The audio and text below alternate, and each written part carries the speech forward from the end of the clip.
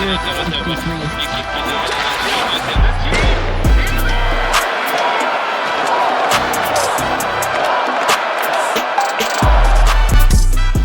there, and welcome to the Gazette's Hockey Inside Out show. I'm Stu Cowan of the Gazette, joined by my regular partners here, former Canadiens teammates and 1986 Stanley Cup champs Rick Green and Chris Nyland. Trade deadline last Friday, GM Kent Hughes decided to stand pat, did nothing. First time since 2013, the Canadiens have done nothing on trade deadline day. Knuckles, did Kent Hughes do the right thing? We'll see down the road. Again, listen, could he have given up a couple of players and maybe acquired a couple of draft picks or whatever, or a player? But maybe that player wasn't out there that they thought could make a difference and really help their team. And they kept this thing together. I don't have a problem with it. They have such a large group of prospects here coming this way. Like, I'm fine with it. I think it showed confidence in this group, and now that they've kind of turned things around. I mean, they're a totally different team back in November. So, I think there's something to be said about him standing pat and everybody wanting the pressure. Oh, got to do something. We got to get a sentiment in the two-hole. But how are you going to get a sentiment in the two-hole at this point? Really? I mean, come on. That's difficult. So, really difficult. And it doesn't necessarily mean things are going to work out if you go and grab someone. So I think they're standing pat with their plan, especially where they've now put themselves in contention. They're in the mix like they wanted to be.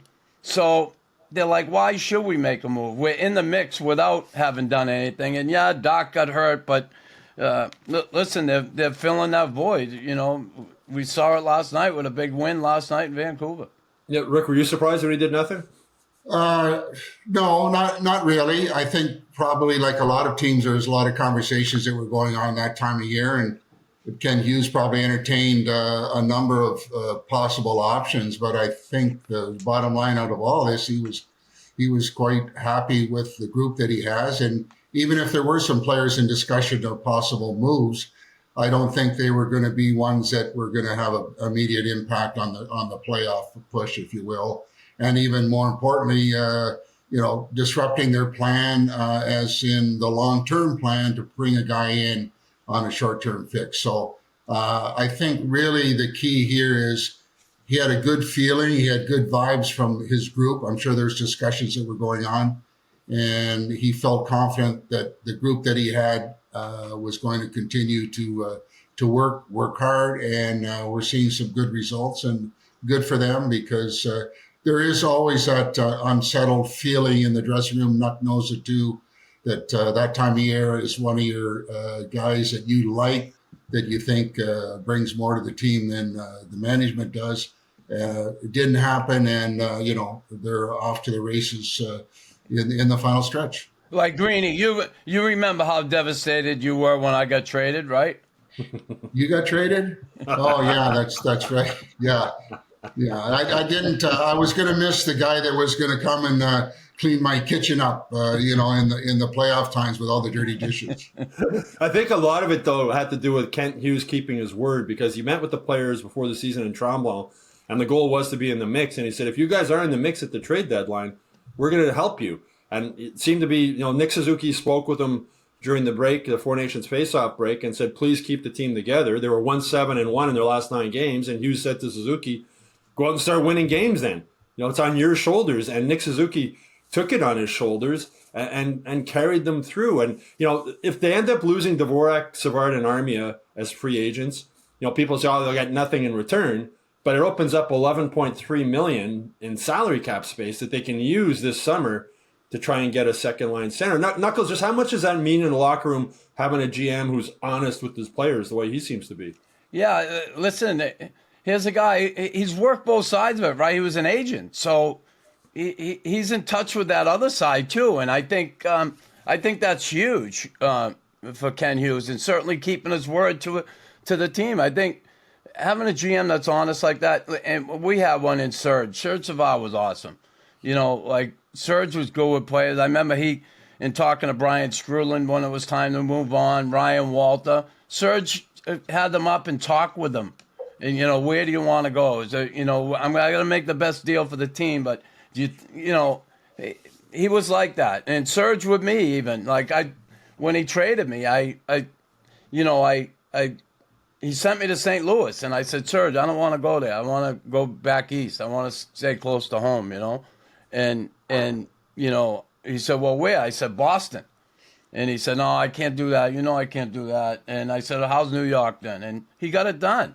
Like, he was really, it means a lot, I think, to the players. And listen, this whole group has grown together, right? Mm-hmm. From management to all these players. So they have a good thing going here. And it seems like they have a really good, that family type atmosphere, and that's a good thing.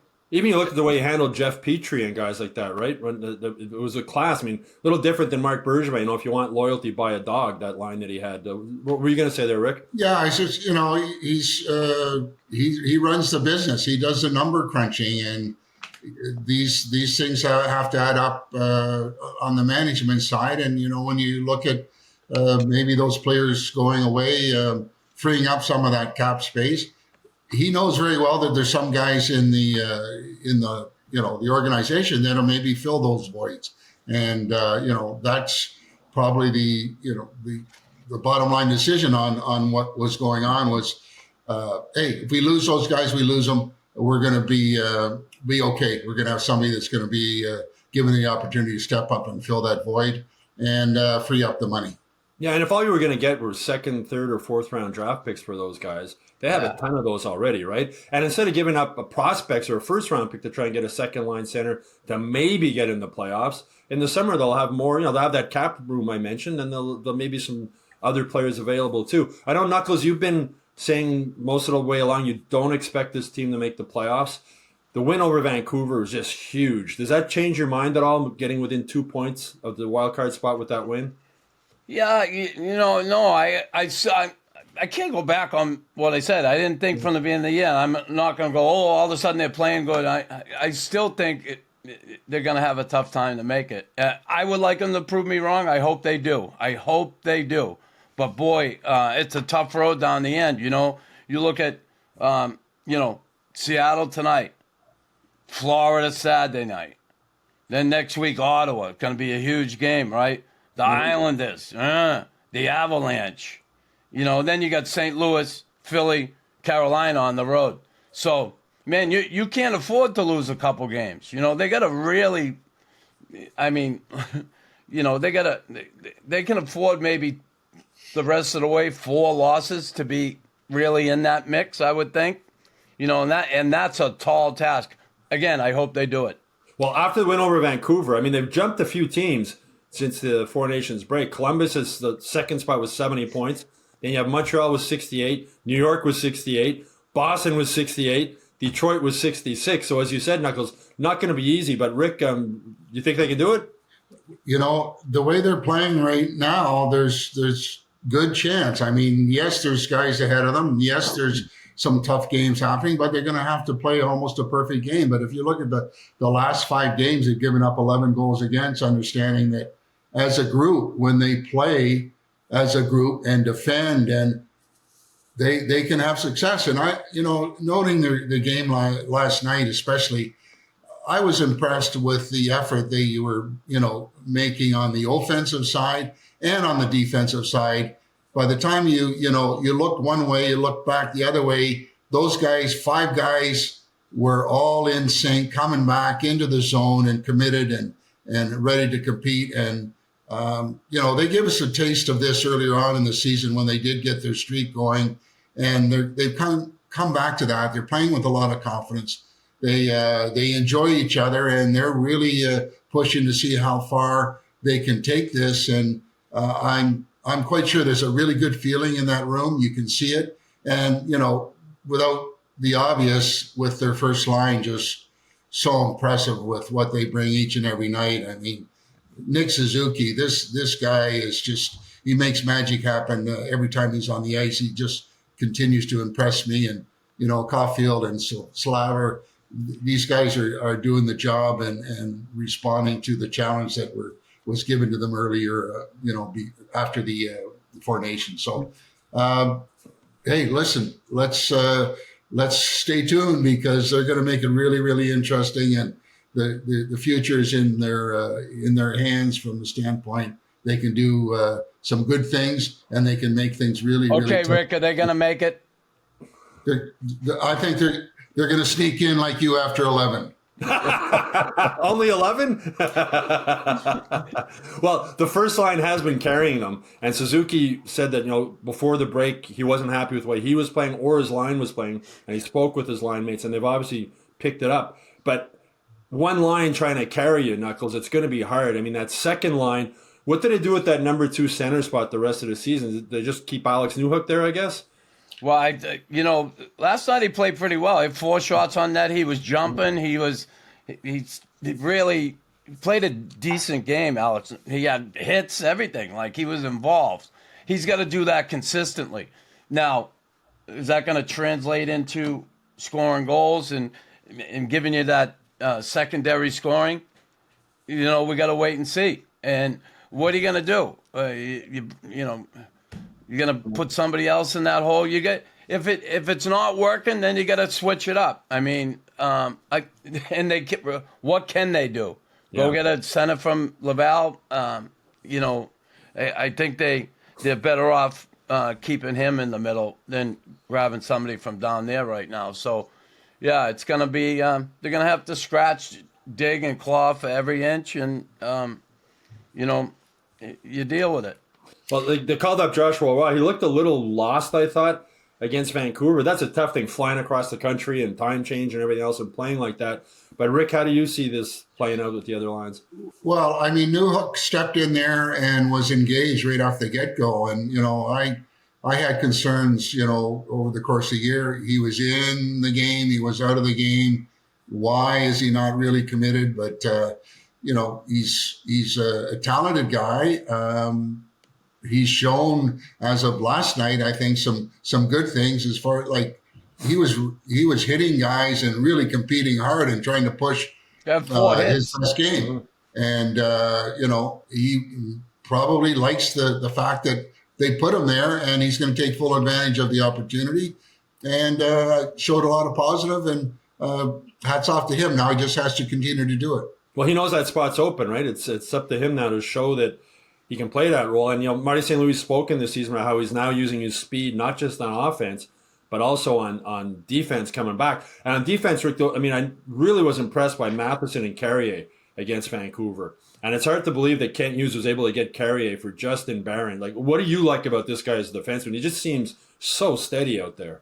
Yeah, honorable mention by far, this guy that's come in, and I never heard of him. Not that means anything, because you don't see these guys and you like to get a feel for them by watching them play. But he's stepped in there and has made a huge impact in shoring up some of the defensive liabilities that they were having problems with before. And from what I understand, he's a great kid, and he loves to be part of the organization, and it shows in his play. And he's committed to do everything he can do to bring them success. And he skates really well. He passes the puck well. Doesn't make too many mistakes, and that's what you need from a guy back there in the blue line. And he plays bigger than his size. And he's so happy to be in Montreal. His wife's a doctor in Montreal. And when he was in Nashville, she was like staying in Nashville when they were home, and then coming back to Montreal when the Predators were on the road. So now they have a condo on the Lachine Canal, so they can just live there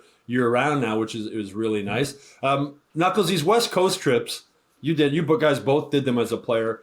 How difficult is it with the time change and that when you're playing in Vancouver, Seattle, places like that? Does it make a big difference, or do you? It's hard for me to remember. It's been so long ago. But, I look at it, okay, they played Buffalo here, and then they went out on that road trip. They had a couple days before they get out. They've been out there for, 1, 2, 3, 4, 5, 6, 7 days now. If they're not adjusted by now, then get on the plane and go home. Like, they've been out there for 6, 7 days. So you got to be adjusted to that time frame. I think it's probably a little more difficult the first game on the road, or when you fly out there, that little adjustment. But you got to try and get your rest and just be ready to go. I think, anything like that, time change stuff, that's an excuse, to be honest with you. But, it can bother some guys maybe more than others, and some guys maybe it doesn't. No, you guys didn't do it that often either, Knuckles, right? It was LA was basically the West Coast. Yeah, a couple times a year we might go out. That's it. But, yeah. Yeah, Rick, you coached in LA too. What's it like playing out in the West Coast or coaching out in the West Coast when everything, teams are almost forgotten about, right? Because the game started at 10 o'clock on the East Coast. Yeah, well, I mean, my experience was one of, we were part of a bankrupt franchise actually back in the 90s with McNall. So we were just kind of hanging in there. What we did enjoy was the weather and the opportunity to play golf. But, as a hockey scene, aside from Vancouver, Anaheim, and San Jose, all in the same, time zone, every other team you're bouncing around from, from the Midwest to the East. So it becomes a little bit of a challenge. I don't know, as a player, obviously much more demanding. Think a guy like Marcel Dion that played a long time out there and the success that he had. But I know as coaching, it kind of messes you up with your time to sleep, time to eat. But we managed it. And of course, at this time of year, when you throw that into the mix as, causing some problems with the team, you can't buy that because you know what's at stake, and you got to find a way to put that behind you and just find your best game each and every night if you want to get into the playoff. And you had a chance to be out there with your buddy Larry Robinson too, right? Yeah, like I said, we did some rollerblading and some golfing because we couldn't win any hockey games. So that's the way we vented our frustration. Knuckles, you got a favorite story you can share from a West Coast trip during your playing days? I think Rick probably could explain them a little better because I was usually pretty looped when we went out there. No. Yeah, I just remember one trip, we went out west and we used to go to the beach sometimes. It was nice, right? And we got there, everybody dropped their bags, and we got back on the bus. We were going to take the bus to the beach and play volleyball or go swimming or whatever. And we all get ready, and I remember we stopped to buy some alcohol. And I don't know, we must have had like 10 cases of beer. And Ludwig come out with probably 7 of them by himself. They were all for him, right? And we go to the beach, and them lifeguard stations there with the ramp down? And we got a team picture on there. And, here we are all in bathing suits, and we're all chicken white, right? And, everybody's going like this, giving the finger or like this. And there's, when you look back at the picture, it's great. Everybody's making a face, and there's Ryan Walter in the picture going. Everybody's flipping the bird. It was so funny. But then we go to the beach.